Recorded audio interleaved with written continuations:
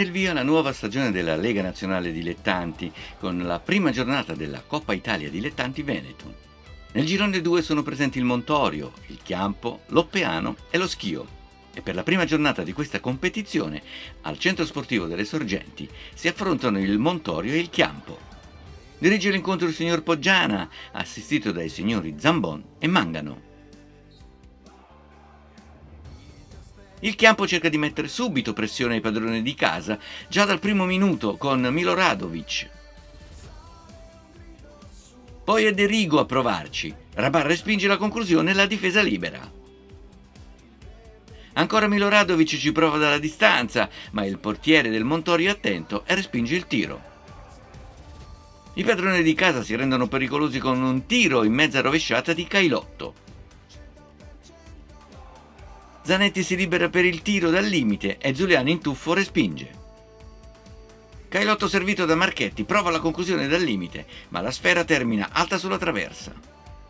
Miloradovic scarica sulla corrente De Rigo che tira. Rabar blocca terra. Pimazzoni ci prova dal limite, Zulian neutralizza la conclusione. Contropiede del Chiampo. Miloradovic si libera per il tiro, ma Rabar è attento. Calcio d'angolo del Montorio. Giacomi di testa mette al centro, Zulian smanaccia e Zanetti cerca il tiro al volo che termina alto sulla traversa.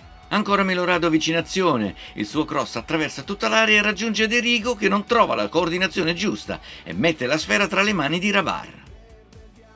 Ultima occasione del primo tempo, Tachella ci prova da fuori area ma senza impensierire Zulian.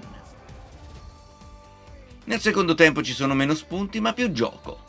Il primo è del Chiampo, che con Bianco impegna Rabar in un difficile intervento direttamente da calcio di punizione. Al 22esimo ancora Lovato in azione, ma a tu per tu con Rabar non approfitta della ghiotta occasione. Nel finale il Montorio ci prova ancora, prima con Marchetti. Poi lo stesso Marchetti serve 2 palle a Tachella, la prima finisce al lato e la seconda, ancora più favorevole, termina alta sulla traversa. Un risultato a reti bianche che non accontenta nessuna delle due compagini. Nell'altro match del girone, l'Oppeano supera lo Schio con il risultato di 3-1. Prossimo appuntamento per il Montorio, domenica 1 settembre alle ore 15:30 in trasferta sul campo dello Schio.